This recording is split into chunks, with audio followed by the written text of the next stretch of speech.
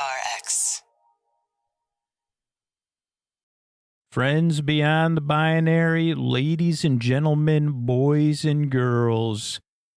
It's almost time for me to slow it down and get sleepy while I talk about the Soul Squad on Sleep With Me. And I use a lot of S's and get mixed up and then try to talk, and then I try to do word fillers and then I stumble over my words. But first I'm going to give a long meandering intro. If, I don't really... You say, is this how you normally talk? And I say, well, probably. I don't know. This is how I'm talking to you now. But really, because I'm here to keep you company and to take your mind off. So if you can't sleep, I'm here to be your bore friend, your bore bae. Because it's time for Sleep With Me, the podcast that puts you to sleep.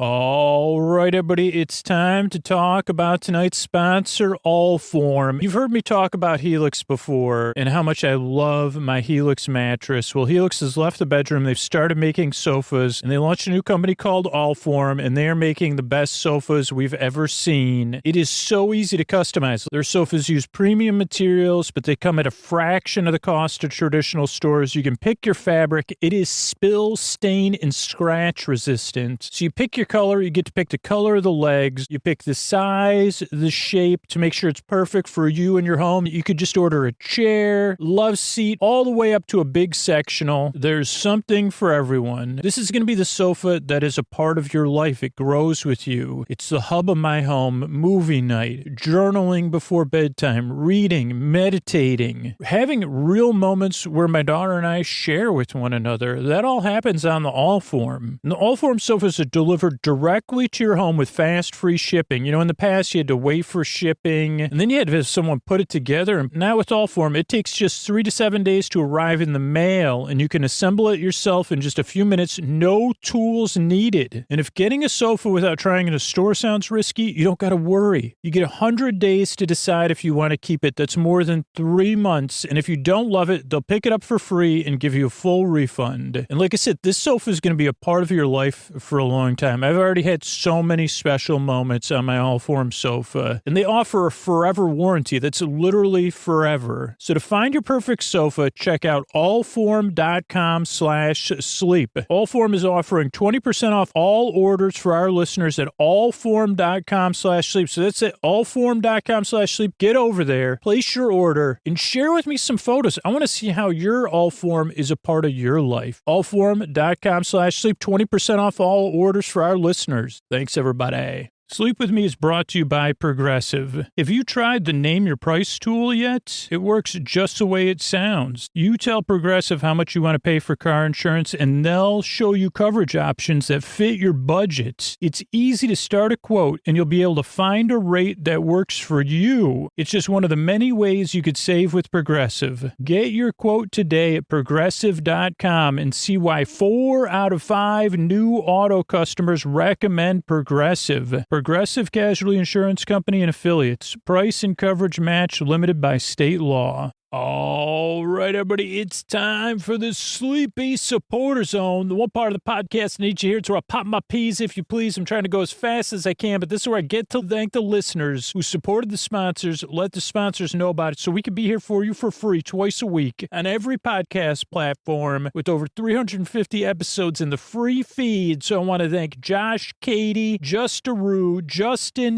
Nick, and Paige, who all got Sleep With Me branded sleep phones. It's a huge way to help the show. Our partnership with Sleep Phones has been almost since the beginning. So thank you so much. Thanks for sharing on social media, for sharing on Facebook, sharing on Twitter, sharing on Instagram, letting other people know about your support. So thank you so much, Josh, Katie, Kate, Justin, Justaru, Nick, and Paige. Could not do it without you. The second part of the Sleepy Supporter Zone is you getting the support you need. If you need extra help right now, there's links to resources, including international resources you can contact right now in our show notes. It's also about being a part of community, being a part of positive change with our actions, saying Black Lives Matter, saying stop AAPI hate, reaching out and supporting others. If you want to be a part of positive change, there's links to resources in the show notes. And one of the organizations I'm supporting is LDO. It's the Latino Development Organization. It serves the Monroe Correctional Complex, and it works to achieve equity for all prisoners with a focus on the Latinx community by maximizing their educational, professional, and personal development opportunities. You can find out more at latinodevelopmentorganization.org or use the link in our show notes. And that is the end of the Sleepy Supporter Zone. Oh, Mystery Bard, a lot of people help out on this show. Who are they? Chris Posty Poster Son sounds like an earful. Wrote the theme song. Edits episodes too. Carl W. the Legend. Also edits episodes. Ashley, Kenny, Scotty, Jennifer. Runner.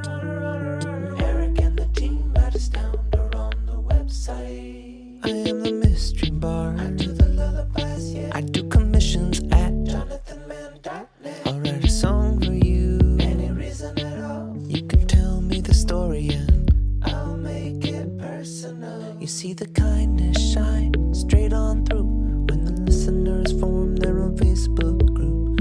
Keith, Stacy, Sarah, Julie, and Jennifer.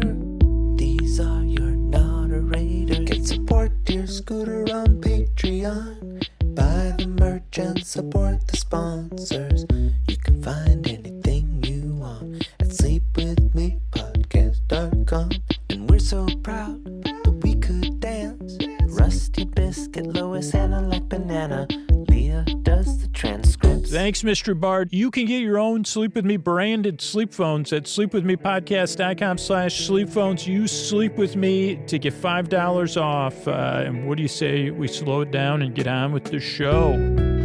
Hey, are you up all night tossing, turning, mind racing, trouble getting to sleep, trouble staying asleep? Well, welcome. This is Sleep With Me, the podcast that puts you to sleep. We do it with a bedtime story. All you need to do is get in bed, turn out the lights, and press play. I'm going to do the rest. And what I'm going to attempt to do is create a safe place where you could set aside whatever's keeping you awake. It could be thoughts, things on your mind that you're thinking about from the past, the present, or the future. So it could be feelings, anything emotionally coming up for you. So thoughts, feelings, physical sensations. So it could be any of those things. It could be changes in time or temperature or routine. It could be something out of the ordinary, and I don't mean to try to. I don't think this is the right usage to titillate you, but I do have a little personal thing. You might do a little laugh if you want to have some. What is that called? Schadenfreude. Oh yeah, no, not whatever it's called. I'm going to give you a chance right here.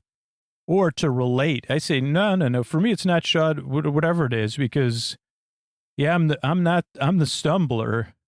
So you could laugh along with me, or you could laugh, you could laugh. It's not at my expense, because I'm the one choosing to share this with you. But first, we're going to talk a little bit more about the podcast and get to know each other better, just in case you're new. And what I propose to do here, in order to take your mind off of stuff and keep you company while you fall asleep, is I'm going to try to create a safe place. I'm going to smooth it. I'm going to pat it. And I'm just thinking about the irony of what I'm going to tell you. So if you're a regular listener, you will have to, you could fall asleep and listen to this tomorrow if you need to. Don't worry about it. You're not going to miss anything. But I just want to create a safe place where you could listen to me or not listen to me. But what I'm going to do first is I'm going to send my voice across the deep, dark night. I'm going to use lulling, soothing, creaky dulcet tones and pointless meanders, which means my voice is not perfect. It's a bit froggy and croak-like, creaky dulcet tones and pointless meanders and superfluous tangents kind of mean I never get to the point, or I always get distracted and go off topic before getting to the point. And then when I get there, then you say it's more of a nub. It's not really a point. I don't have anything pointed to say because I'm just here to keep you company and take your mind off stuff. Because of the most important thing around the show. It's twofold. The most important thing is you. You deserve a good night's sleep. You deserve a place you could rest, where you could get comfortable, where you could drift off. I'm here for you because you deserve that. And if I can't provide it for everybody. This show just doesn't work for everybody. But if I can provide it for you, that really is important to me. It really gives my life deep meaning, because if you get the rest you need, tomorrow your life's going to be a little bit better. If I can contribute to that, that really is important to me. And not only because, I'm a person too, but I'm a person who's been there, tossing, turning, mind racing, trouble getting to sleep, trouble staying asleep, trouble regulating temperature. That was last night or whatever it is. I know how it feels in the deep, dark night. That's why I call it the deep, dark nights. So the reason I make the show is because you deserve a good night's sleep. You deserve a place you can rest, or bedtime you can look forward to or feel neutral about instead of dreading. And because I've been there and I know how it feels. So that's the most important thing. There's a lot of other things, or a few other things I got to tell you, because if you're new, like I said, this show just does not work for everybody. But even for the people that enjoy the podcast, for the most part, it takes 2 or 3 tries. Or for some listeners, 2 or 3 years. It's a common thing to listen to the show, strongly dislike it, come back years later, and then start listening because maybe you had a life change and say, well, I'm going to give that show another try. And you say, oh, he never makes any sense. His voice is it's kind of soothing. It's not totally soothing. And you say, I get it. It's like, it doesn't, I get that there's nothing that is sensible about the show. So give it a few tries, not for me, but for you. I don't benefit if the podcast doesn't really help you. And there is a website, sleepwithmepodcast.com/no thank you. So if you find you already strongly think the show's not going to work for you or something, check that website out. There's lots of other sleep podcasts and sleepy stuff on there. But I hope you can be like the hundreds of thousands of people that regularly listen to the show and say, hey, I gave it a few tries and it does work. I realize I don't barely pay attention to that guy.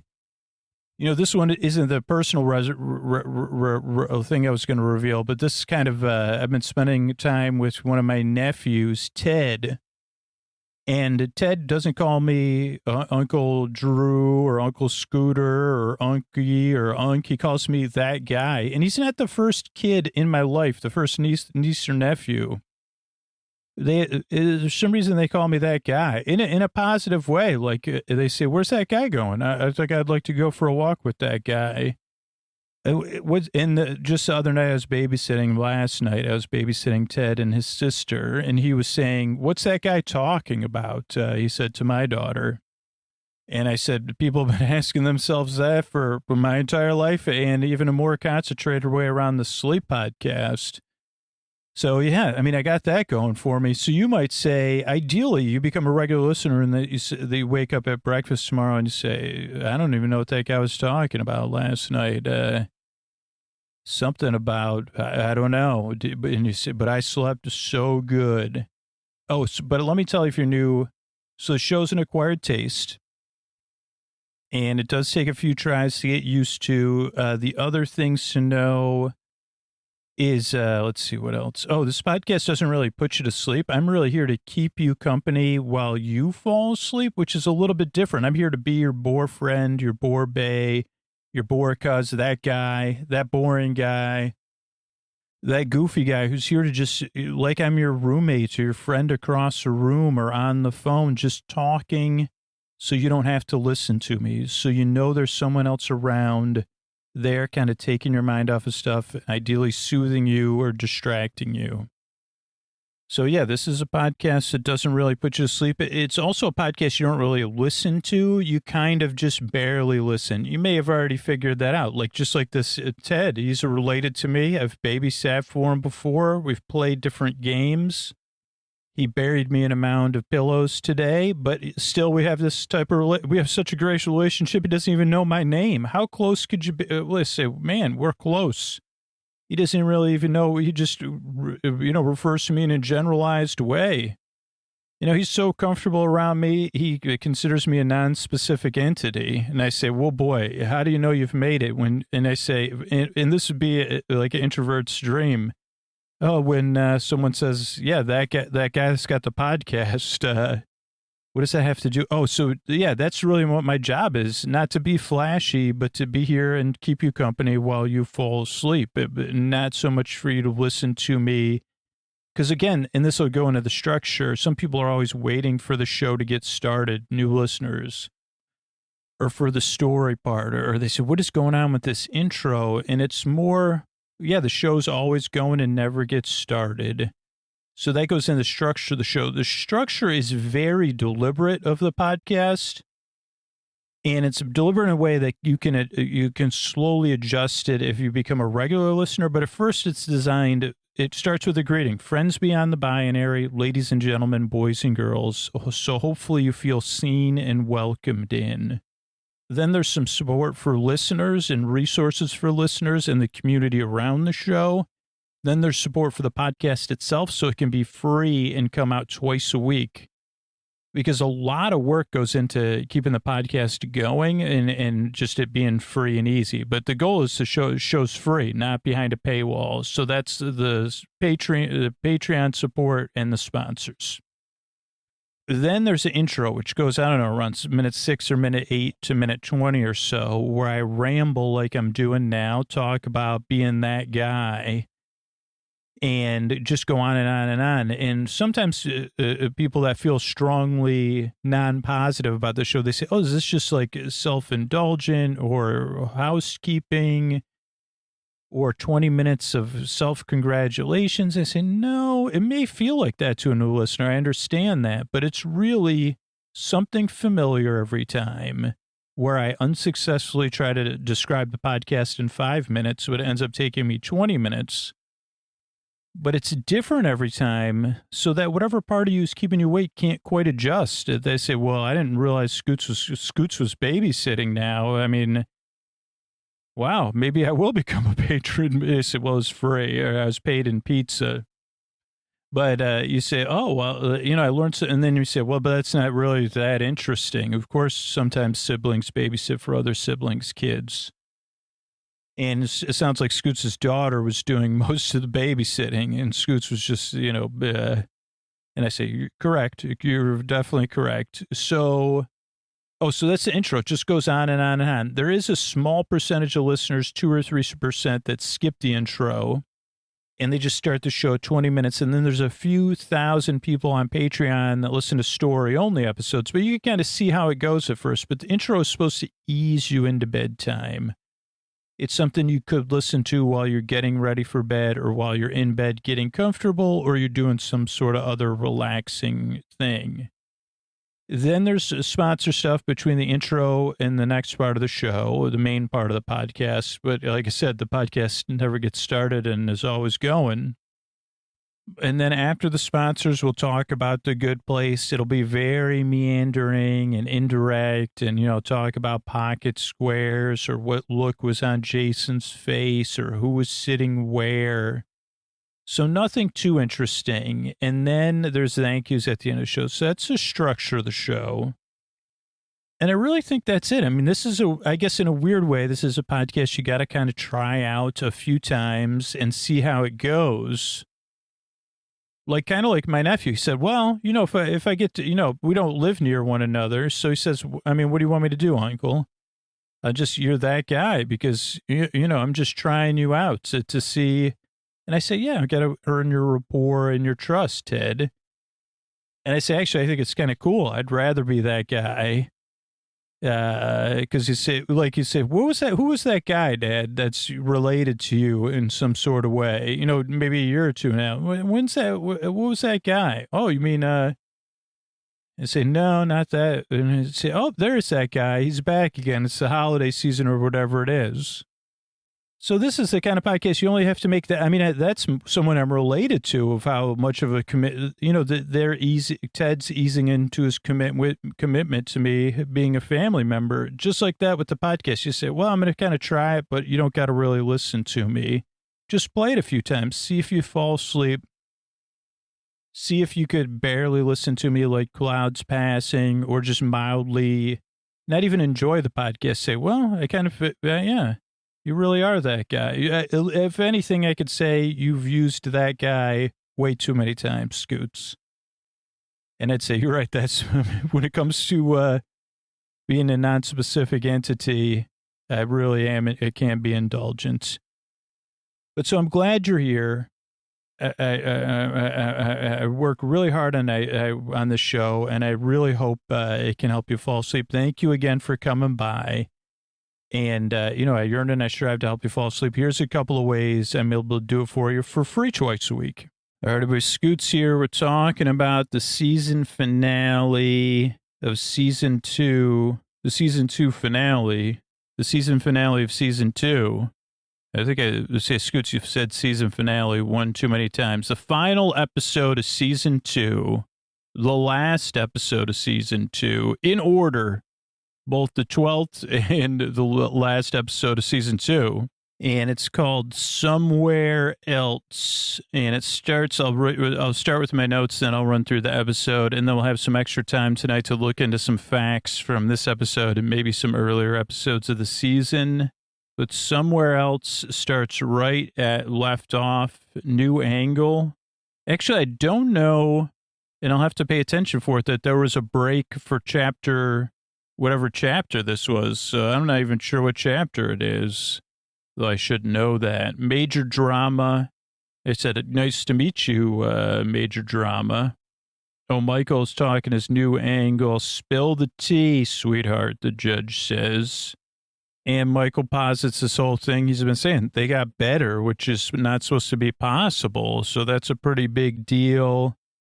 They say, Jason, what did you used to do for fun? He said, well, I used to play with paint and flamingos, and did that since I was a kid. But the judge says, does it prove something? A great frame of Soul Squad? Oh, there's a great frame of Soul Squad. As a judge, we're not over the judge's shoulder. The judge is in front of us. We kind of got the judge's POV, but the judge is still in the frame or the screen, that's for the frame, or the 16 by 9, the old 16 by 9, as that no one says ever. But we have Chidi on the left. Eleanor is next to Chidi. Then Michael is a little bit forward in the center. To the right back of Michael is Tahani, then Jason, then Janet. And then the judge is I said, if we're not the judge, but you know what I'm saying. The idea that good or bad is fundamentally flawed comes up. Eternity of something, tinctures, goosebumps, the judge says. Till Tahani talking test. Oh, so then they cut that scene. I don't know if it went to commercial or not. But then we have Tahani and Eleanor talking about the test, and Tahani's talking about her test. A deep breath, ate a Cheeto, walk away, walk away. But maybe that she talked about walking away from her parents. At first, I kind of liked it. It was kind of very sitcom-y, like two characters sitting on a comfortable sofa chatting. But then the camera pulls back a little and you see those portals behind them. You say, well, that's no sitcom. And then the camera switches perspective, or whatever, the editor or whatever. It switches perspective. We see across the room, Jason is talking to someone. Maybe at the first we notice it's Chidi, but eventually I noticed it was Chidi. He's like, this is one of the craziest days ever, one of the wildest days ever. And they say, one of. And then Janet shows up. She says, hey, by the way, I love you. Complicated feelings? Maybe not so complicated. I love you. And Chidi goes into total shock. And at first, even though part of me knew how this turned out, it had been a long time since I'd seen this episode. And so I said, wait a second, how does this turn out? Because Chidi has a shocked look on his face. He looks to Eleanor, and she's kind of playing with her fingers or her nails and looking nonplussed, like she doesn't care.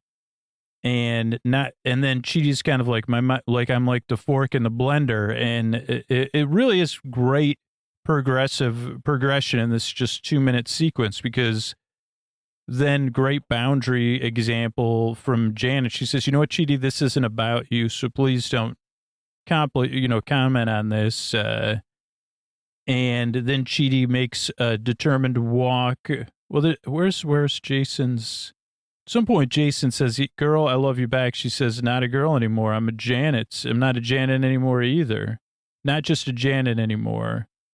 Oh, that happens after. Jason says, I think I love you too, girl. And she says, not a girl, but I'm not a Janet anymore either. Yeah, then we get a Chidi determined walk up to Eleanor. He kisses her. His chin goes up after, like, yep. And I love you. And I was, no words. And she goes, hot diggity dog. And then there's some great commentary on that. The judge comes in. She says, who wants some chips and guac? We came up with a plan. Michael and I, you're all going to your own medium places while Michael works on something. And then Jason says, are we going to be together? No, you're not. How much time are we going to be gone? Well, anywhere between a month and a year we'll be gone. I can't really tell you for sure. But it could be, it could be a little bit of time. And this is actually more normal time. Both options suck. So this was a subtle way of Eleanor put her foot down. You didn't really realize it at first, but she says both options suck. So I don't really would choose neither one of those. And then, Michael needs more time to figure it out. Then Michael says, hot diggity dog. And him and the judge have a lot of nonverbal communication, but they know what one another's thinking. How's that justice? Slow roll. But they did it for a reward. The judge is like, no, we can't give them a second chance because they're good behavior. They did it for what's called moral desert. Great writing. You do something moral because you're getting a reward or dessert, but they just needed to push in the right direction. And that's when Michael gets the new idea. Oh, no. That's Looney Tunes. And he says, it's only 4 people. Wink won't work. The judge says, but Michael says, come on. And then Maya Rudolph goes through these faces while she's thinking, which are really good. It was strict rules. What Michael grins. What the fork? Eleanor says, and then snaps. And it goes to fades to white. And Eleanor's back in the parking lot. The person with the petition is there. It says, "You don't know me." Eleanor gets rescued. I said, was that Trent from season 4? I can never remember. Then we see her place and her roommates, twerp or frozen, close call. Is the margarita mix really gone? Then the other roommate takes over her story. There's a mention of Syracuse, New York. Eleanor leaves and goes to her room. We'll pause that and look at her room a little bit. She goes on, I thought it was Instagram, but I think it was some Insta Facebook type thing. Now that they're same anyway. Wakes up, she goes to work. I'm trying to be a better person. You want to go to the baby shower? Sure. Then she goes to the environmental petition person and apologizes. That's not, you didn't really apologize. You just said you were sorry. She goes, okay, I'm sorry. I was mean. Of all the times I was mean to you, I don't have an excuse for it. Apology accepted. And she goes, how'd you get HORNEY for the environment anyway? Clean Energy Crusaders. Then we see Michael and Janet working the ticker tape machines, one for each of the Soul Squad, or the human side of the Soul Squad. Something. High fives. Eleanor out at back of arm. Oh, Eleanor out of bed in the morning. There's a musical montage. Lunch with friends or not. Eleanor, it's, I'm really sorry. Oh, so Eleanor starts admitting new places. So she tells she starts working at this place, making new connections. Then she tells her friend, about how she made T-shirts of her, and she's really sorry. She has to get a new place. This going gets tough. Gets tougher. We see pizza in a toaster. I'm trying to be good, and her roommate, her still best friend, her other still best friend, laughs. Ha ha ha. There's a 0. She gets a 0 day on the ticker tape. So Michael's concerned. She's reading Celebrity Baby, and the environmental guy shows up. Sorry, because this is a job. And then her friend comes in. She says, "I got tickets to a Taylor Swift reggae cover band, Taylor Spliffs." And Eleanor says, "Being good is for suckers. I quit." Something. Back, but then she goes back to work. She's sick of doing the right thing. Michael's frustrated. No way to help them. Janet says, and they zoom on Michael. And then we see Eleanor out for her birthday, and Michael's the bartender. What do you talk? What do you talk about? What do you do? Let's talk about it. And we should pause, and then we cut back, and she's describing the plot of Kangaroo Jack. No one cares. 6 Mets. Moral dessert. Well, I want a tiara that's when he talks about moral dessert. I want a tiara or one of those diagonal award belts. You mean a sash? It says good person when she tried, right direction. And then Michael says, what do we owe each other? Good luck. Eleanor wakes up in her bed. She's a little bit hungover. We see Michael. He says, did anybody notice I was gone? No. Then we see 1 year ago, Eleanor's looking at her social media. Say, 1 year ago, you posted like this apology to Brian Lochte. And she Googles, what do we owe each other? And Chidi's video comes up. This is kind of like where season 3 starts, right? And it's part 1 of a 3-hour presentation. Something reasonable, about being a good person. Why do it? But he has her. Like, as she watches the video, we see it. We are not in this alone, Chidi says. And that's such a good reminder, right? We're not in this alone. And then her roommate comes, she says, don't you get my text? We're going somewhere. She goes, I'm going somewhere else. And we see Sydney Airport. She arrives. Michael's at the ticker tape. Eleanor's in the halls of St. John's, Sydney University or something. She knocks on Chidi Anagonia's door. Is this where I find Anna Kent? Something long. Oh, that long nerdy video. He says, my presentation. So we'll check out his office. And she goes, can we talk? And then we zoom on Michael, and he says, okay, here we go. And the episode comes to a close. All right, so let's run through it. We got the judge sits down. Michael spill the tea. And he's really working his presentation. He's got a nice suit. He says sport coat and pants on, kind of a maroon tie. Judge has a serious, she actually uses her eyes really well. He does have a pocket square, but he's got the long tie, no bow tie. So that all must mean something that I never was able to grasp in 8,000 hours of watching. Jason's in one of his warm-up suits with a white tee. He looks super cool.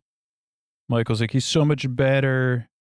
Janet's making faces. Let the immortal beings talk, darling. Tahani says, this doesn't prove anything according to the judge, but it does. Michael says, come on now, Judge. It does prove something. And he said, this is flawed and unreasonable.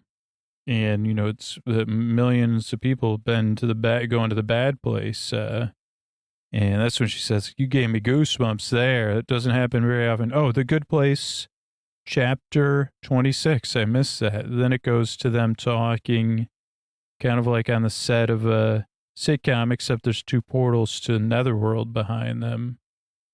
I mean, it could be like the set of Frasier.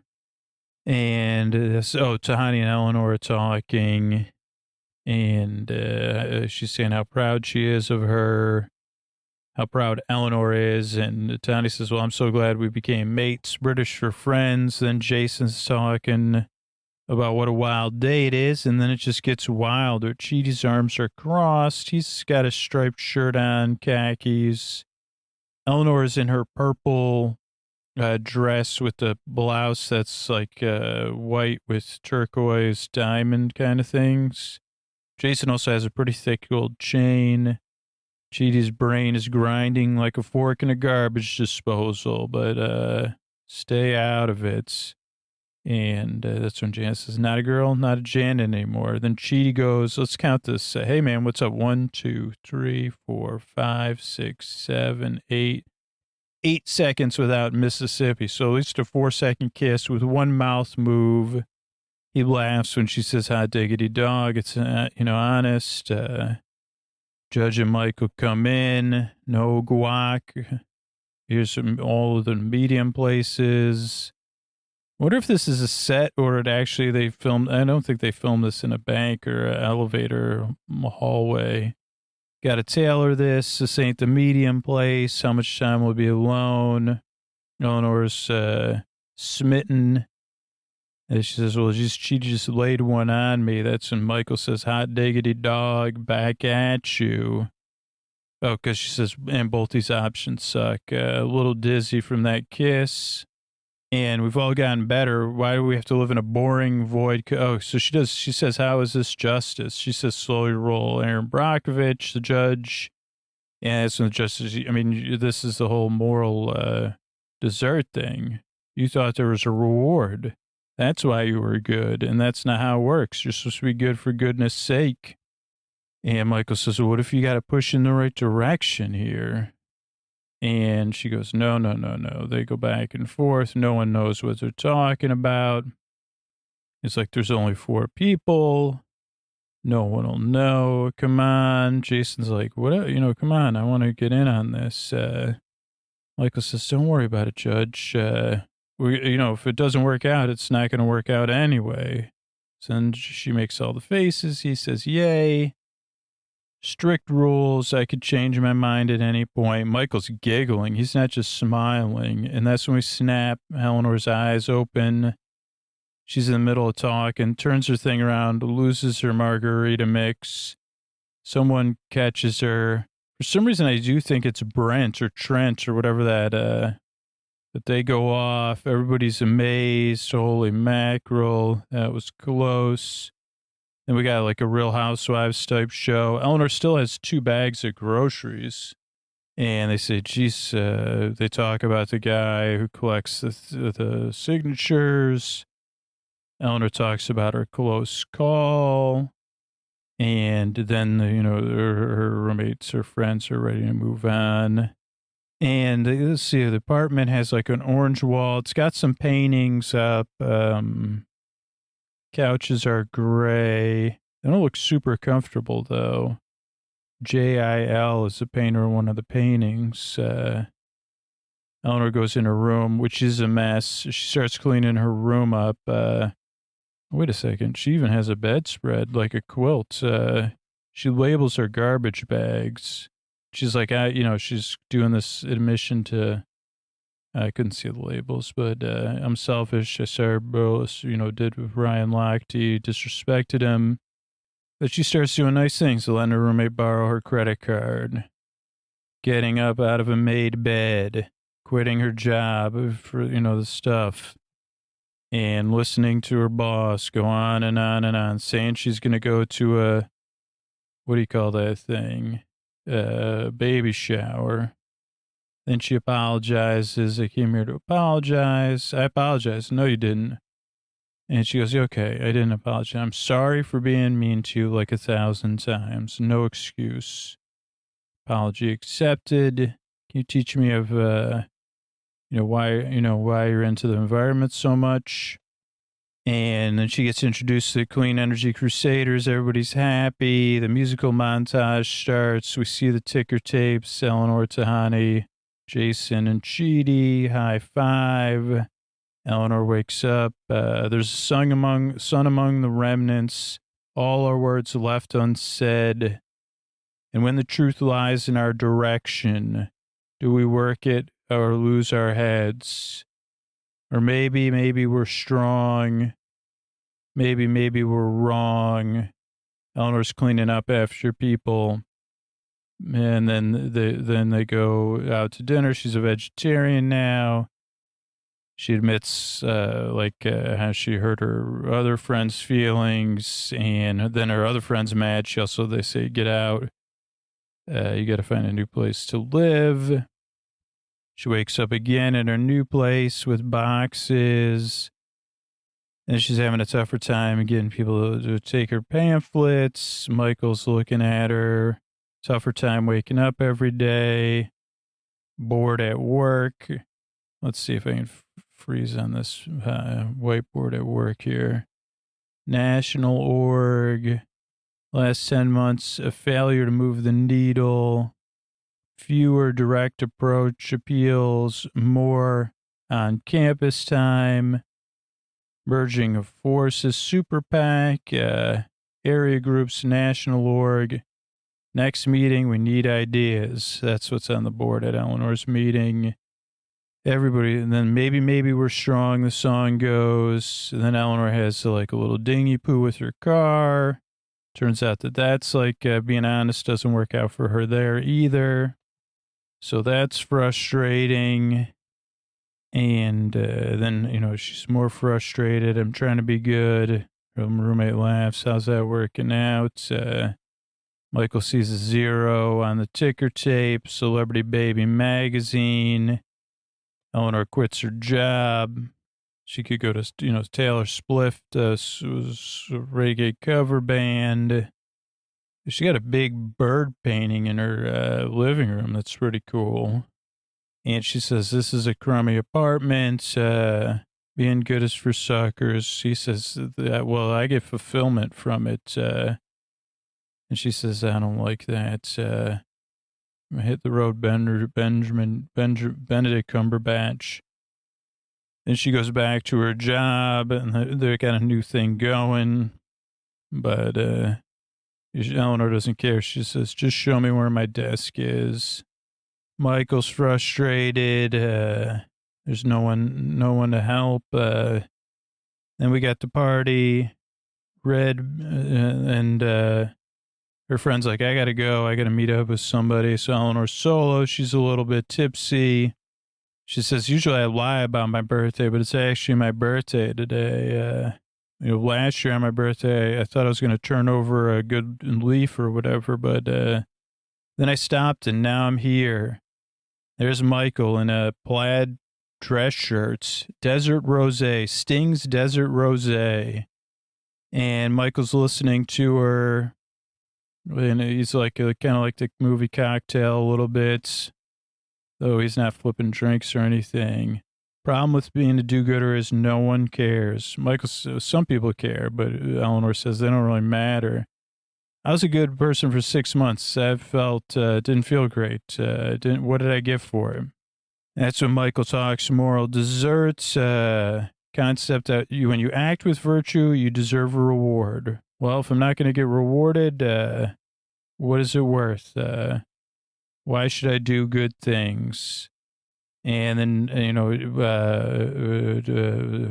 Michael talks about this voice in your head, which Chidi refers to again later. And she doesn't realize Michael's talking about her.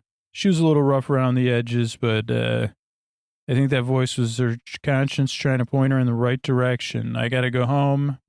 What do I owe you? What do we owe each other? And he says, drinks are on me. Then Eleanor wakes up. She's slower getting out of bed. Ow.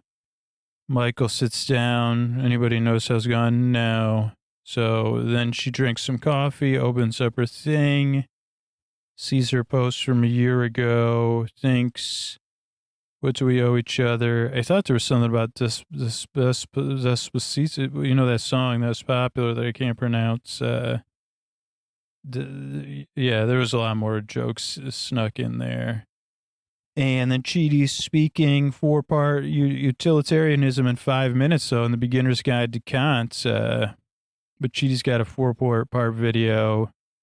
Couple thousand views, about 2,500 views. The difference between being reasonable. What does it mean to be a reasonable person? We all have different definitions. Why choose to be good when there's no guaranteed reward? Well, our bonds with other people and our innate desire to treat them with dignity. Simply put, we're not in this alone. And that's where things clarify for Eleanor. And she says, I'm going somewhere else. Qantas Air, Sydney International Airport, St. John's University. Michael sees it on the ticker tape. 1826, when the university was established. Oh, at Chidi Anagonye's office, was it 210? So he's on the second floor? Yeah, 210. That's the house. It's a special number to me, 210. And he says, yeah, we see his office, which we've seen before, virtue ethics on the board. Tuesday is when office hours are. And he goes, yeah, the practical applications of ethical theory. Hi, my name is Eleanor Shellstrop. Can we talk? Zoom on Michael. Here we go. And then, yeah, I'll be back to talk about some what do you call them, facts and stuff I looked up about the episode. Thanks, everybody. All right, anyway, so let's talk about some of the facts that came up in the last few episodes of this season. One was Kangaroo Jack. I think Eleanor was recounting the plot of it, and I said, wait a second. That sounds familiar, but it also sounds unbelievable, and I'm not even sure. It was like, okay, I don't know. So I'm going to read through the Wikipedia article about Kangaroo Jack. It's a 2003 movie, comedy with a little, action thriller type thing from Castle Rock Entertainment and Bruckheimer Films. Distributed by Warner Pictures, directed by David McNally, a screenplay by Steve Bing and Scott Rosenberg, produced by Jerry Bruckheimer, and stars, so it was correct, Jerry O'Connell, Anthony Anderson, Estella Warren, Michael Shannon, and Christopher Walken, and Adam Garcia as the voice of Kangaroo Jack, uncredited. It was universally panned by critics who criticized almost everything about it, including that it was supposed to be a family film.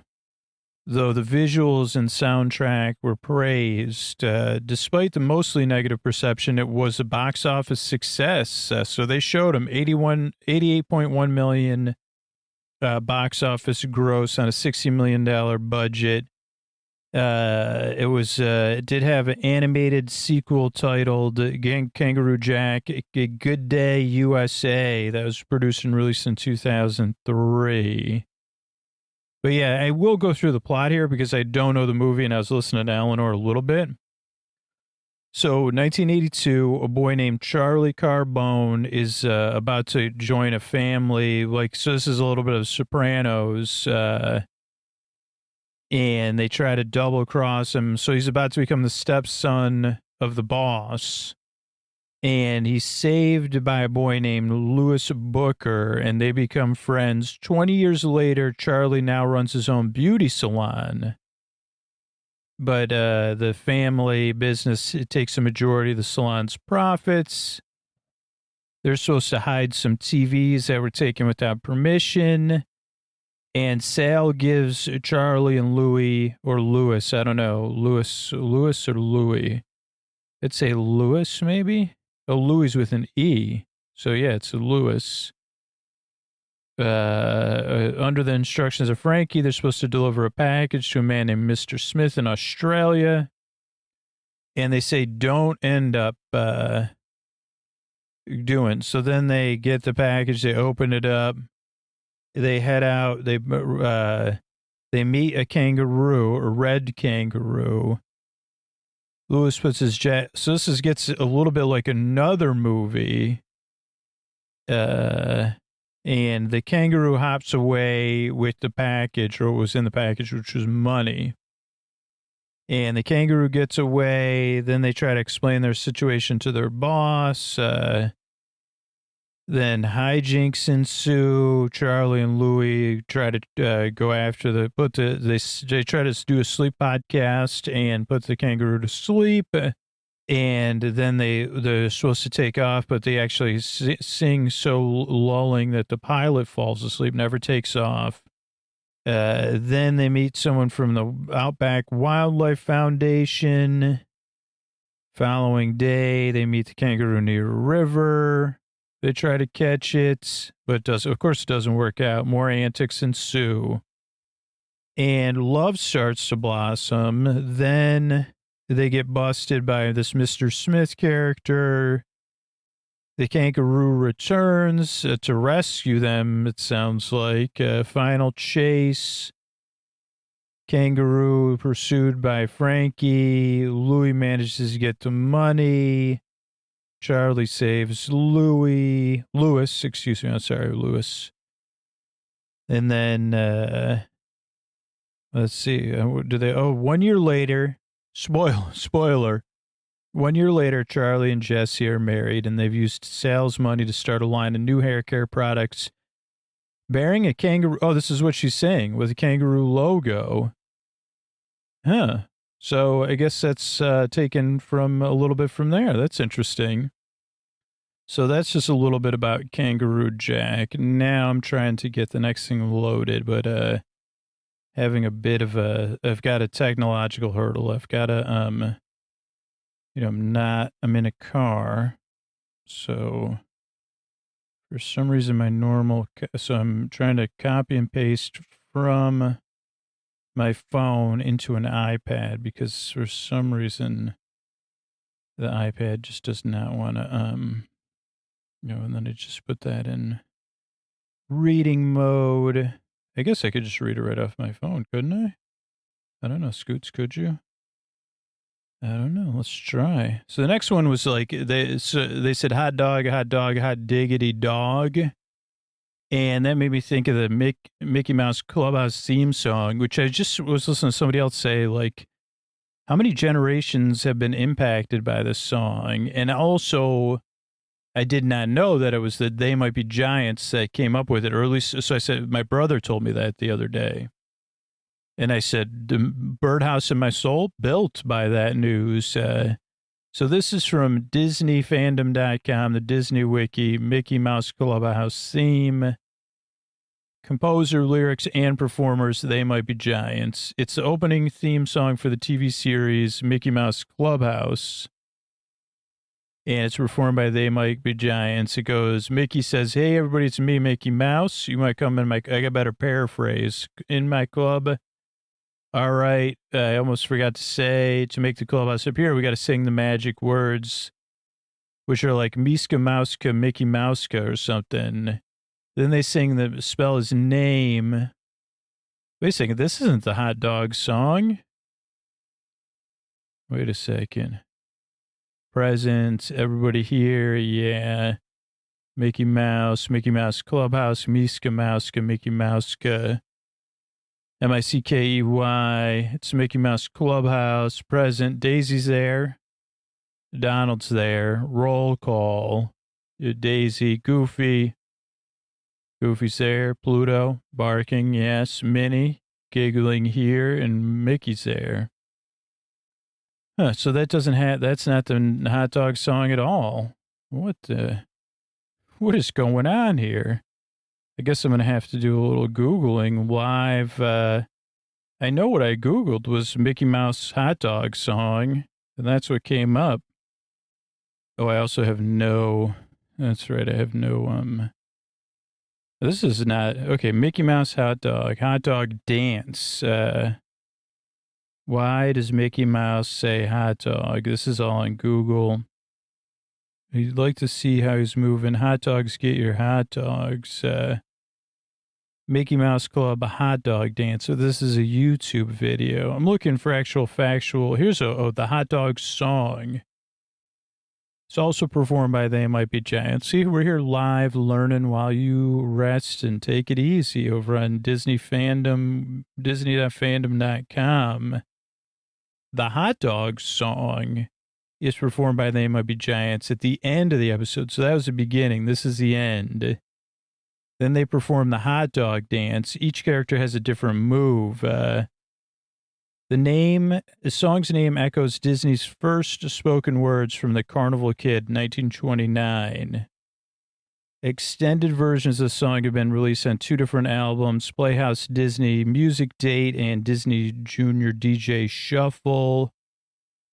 And it got a reintroduction with the 3rd season of Mickey and the Roadster Racers. And it goes, hot dog, hot diggity dog. Now we got ears. It's time for cheers. Hot dog, the problem solved. Hot diggity dog.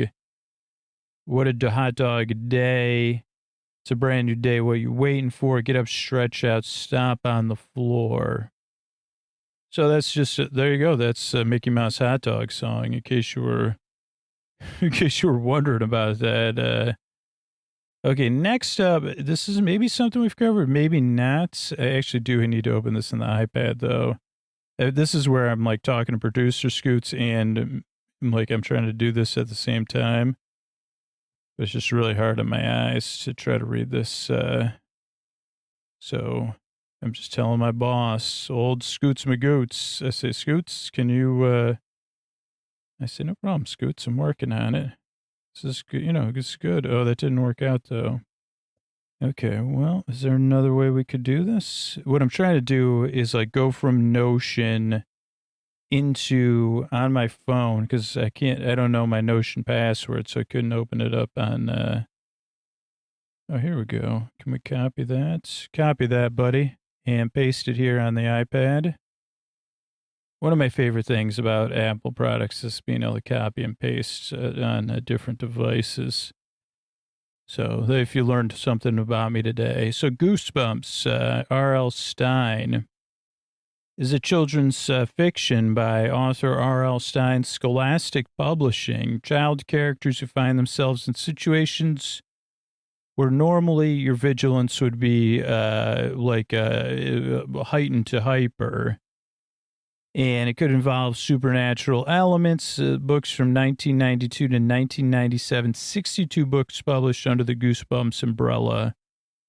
There was spin-offs written by Stein, Series 2000, Tales, Give Yourself, Triple Header, Most Wanted, and even more. There was even a series never released, Goosebumps Gold, spawned a television series, feature films.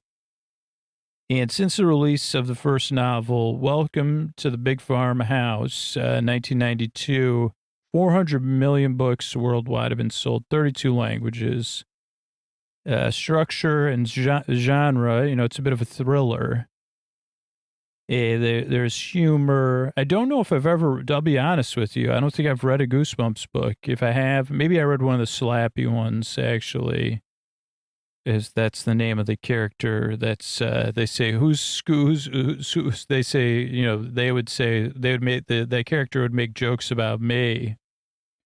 They tend to be people that are a little bit lonely and away from home, move to a new place or staying with relatives. They all feature similar plot structures. And at the peak, Stein was known to be able to complete a book in only 6 days sometimes. They're mostly first-person narrative, twist endings.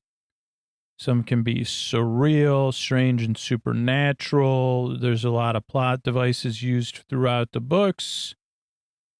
Very rarely does anyone go to the big farm. And never situations that are too serious. And they tend to be a little bit vanilla. They're also written at between the 3rd and the 7th grade reading level. And according to one documentary, Stein had read a lot of the comic books that were popular when they were younger.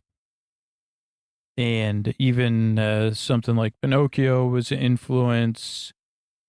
And a lot of themes of children triumphing and facing situations and using their wit and imagination. There's recurring characters. Oh, there is a picture of R.L. Stine. I was like, I thought R.L. Stine may have been an imaginary author. I'm not, this is all new to me, really. achievements, reception. The book was challenged and banned a lot between 2000 and 2009, according to ALA, 94th on the list of, and 15th on the list of most frequently challenged books from 1990 to 1999. So that's interesting. Because the television and film adaptations, video games, comic books, other media. And yeah, so that's a little bit about Goosebumps. Since Eleanor brought up Goosebumps on some level. So yeah, now we'll be here. This is real sleep podcasting stuff. You say, okay, now I'm going to go and I'm going into Notion. I'm clicking on the next hyperlink, which I think is where does the expression spill the tea from Stack Exchange. Then I'm clicking on it. Then I'm clicking on share. Then I'm copying the hyperlink. Now's the most delicate part because I have to make sure to paste the link or delete the first link, then paste. Oh, so I don't think there was anything difficult about it. Last time I just forgot to exit out of the other hyperlink. So now we're at EnglishStackExchange.com. And it's a closed thing on English language and usage from 3 years ago. Where does the expression spill the tea come from? It's idiomatic, informal, disclose information, kind of like gossip. And let's see, Quincy T. Can anyone tell me, is it British or American? So is this actually a question? Because it just seems like the title asks a question. In the UK, there's an older expression, spill the beans. And it was the judge that said spill the tea, not spill the beans, spilt milk. This answer that got 7 up says it comes from drag culture and has a double-edged meaning. It could also refer to someone else's hidden truth, that is gossip. So the phrase spill the tea was used as an encouragement to gossip, but has been used in everything from Harlequin romance novels, RuPaul's Drag Race. Larry Wilmore talked about it on Larry Wilmore's show, using weak tea when people weren't telling the absolute truth. Merriam-Webster says the expression is American slang. And this one uses Rob Kardashian's Instagram as an example. So, yeah, that's, I think that's interesting. So spilling the tea means kind of like to encourage someone to gossip, which was how it was used in this one. But I was just like, I've heard of spill the beans myself. Okay, so then toodaloo, which I'm saying toodles. Another thing I have trouble saying, toodaloo. This is English. It was a word of the day on the Wikidictionary in September 2010. It means farewell, see you soon, toodaloo. Not much else about it. So, yeah, that's a quick one. Also, this one comes up is On Your Own. They were On My Own. And I thought about the song On My Own, and I thought about the song On Your Own, which is a Blur song. For some reason, that popped in my head, though now that I'm talking about it, it's not popping in my head. And it's a song by Blur. It was released as a single in June of 1997 on their 5th album, Blur. It charted number 5 on the UK singles charts. It wasn't released, although it was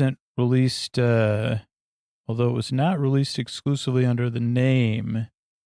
It was also one of the first ever Gorillaz tunes. So B-side was song 2 or Pop Scene. It's 4 minutes and 26 seconds long. Let's see what else was said. This was back when they had music videos. B-sides were recorded at John Peel's home studio. Track listings. Thought there would be something more, but in popular culture. It was used in the film The Beach in 2000 as a soundtrack. So yeah, kind of another piece of research that I would say to pass Scoots. That's a bit of a dud, pass Scoots. I'd say no problem, current Scoots. Let's just keep rolling. What about Silly Billy? This is regencyhistory.net article from Saturday, the 21st of January, 2012. Who was Silly Billy? It's a common nickname for someone who behaves foolishly. Sounds familiar, even though I'm not behaving particularly foolishly now. And it's particularly appropriate if someone happens to be named William. Well, boy, the nickname appears to originate in the 18th century, but this person, I don't see their name. Rachel is the first name. I'll see if it's at the end of the article. It found 3 different royal Williams who earned it. Prince William, Friedrich, Duke of Gloucester, King William the IV, so that's 4th, and Prince William of Orange. But who was the original Silly Billy? The Duke of Gloucester was a cousin of George the Fourth, pompous, who demanded great respect, but was not known for his intelligence. Wallace, confirming the Duke knew that he was widely known as Silly Billy. The antidote, they could have been his cousin was a greater fool than him. There was a contemporary cartoon that seems to support this. It shows William IV sitting on a carved chair, wearing a fool's cap. And many sources suggest that the phrase Silly Billy is originally coined for William the Fourth. There was different books that say he earned this nickname because as a young man, he was very excitable and tactless. That also sounds familiar. Evidence seems to suggest his behavior was wild and ridiculous at times, and that he was afflicted with some, he was just a bit, and then one of the silliest old gentlemen. So there's more about that, and then Prince William of Orange, but I want to get to the summary. All 3 Williams were known for the lack of wisdom, but I do believe that the Duke of Gloucester was the original Silly Billy, both in reminiscence from a grown and now and the satirical cartoon. The Duke is acknowledged as Silly Billy, though Grenville's memoirs suggest that William IV, deserved the nickname. It is unsurprising that the nickname has become associated with William IV, given his importance of his standing compared to his relatively unknown cousin. And let me just see if I can find who we're crediting here on this blog about Rachel. Let's see. So this is regencyhistory.net. It has been said, this is quoting Rachel Knowles, that every writer must first be a reader, and I've always loved reading. As a child, I was fascinated by tales of fantasy, including Blyton's Enchanted Wood, wrote my own magical adventures. When I was 13, I read Pride and Prejudice for the first time, and I fell in love, not just with Mr. Darcy, with the whole Regency age. So I'll definitely link to this article. And then, of course, we got to talk about, I'll do a quick one, up, down, down, left, right, BA starts sometimes. And there's other codes, but this one, is either known as the Contra code or the Konami code, or the 30 Lives code. It's a cheat code. It appears in many Konami video games and some non-Konami ones. In the original version of the code, the player can do up, down, left, right, BA starts. And I just tried this recently with my daughter, and it worked with like a one of those Nintendos that's not an original Nintendo. I think so. It's also found a place in popular culture as a reference to the 3rd generation of video consoles, and as an Easter egg in a number of websites. It was first used in the 1986 release of Gradius, a scrolling shooter for the NES. And then it was in the North American players version of Contra, which was dubbed the Contra Code of the 30 Lives Code. So you got 30 lives, where you usually just had like 2 or 3. It was developed, in as a home port of the 1985 Gradius. It was too difficult to test. Created a cheat code to give a full set of power-ups, normally that you would attain gradually. And the code was meant to be removed prior to publishing, but it was overlooked. And the developers decided to leave it there, meaning, because they didn't want to create new bugs by taking it out. It was also in the Super NES version, Gradius 3, but it was using it was a different type of controller. And then on the Wii remote, Gradius Rebirth. And there's other variations depending on if you're using the NES or the PlayStation or a numerical pad. And then 573 is also used extensively in Dance Dance Revolution. So Jason would probably know about that. And that's a Konami. I think that's another one. That's called System 573.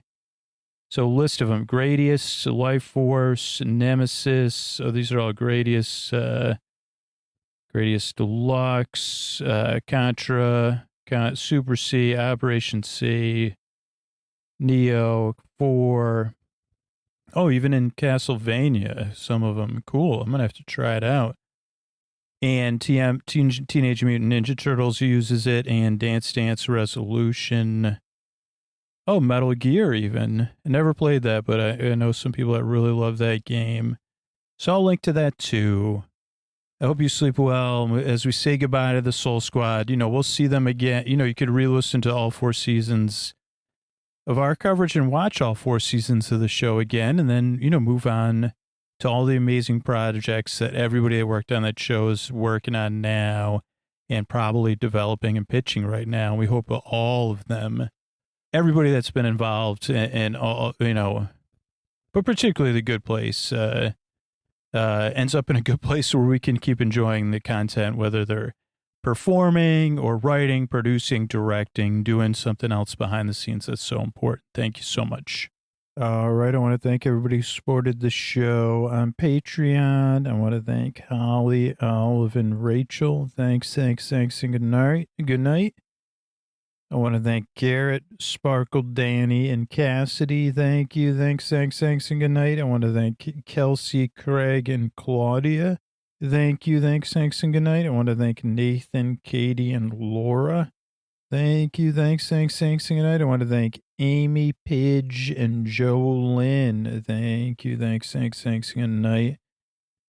I want to thank Charlotte, Emily, and Jamie. Thank you. Thanks, and good night. I want to thank Maureen, Max, and Lori. Thank you. Thanks, and good night.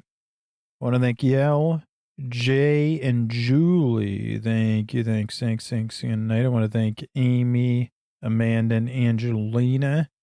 Thank you. Thanks, and good night. I want to thank Anne, Courtney, and Alex. Thank you. Thanks, and good night. I want to thank Candace, Clint, and Miguel. Thank you. Thanks, and good night. I want to thank Lenora, Aaron, and Emily. Thank you. Thanks, and good night. I want to thank Chris, William, and Joe. Thank you. Thanks, and good night. I want to thank Noah, Naomi, and Kaylee. Thank you. Thanks, and good night. And I want to thank Amanda and Crab. Thank you. Thanks, and good night. Thanks, everybody, for supporting the show. Sleep With Me exists because of direct listener action, whether it's supporting the show and being a member on Patreon, supporting our sponsors, spreading the word. Couldn't do it without all you. I really appreciate the support. Thanks, and good night, everybody.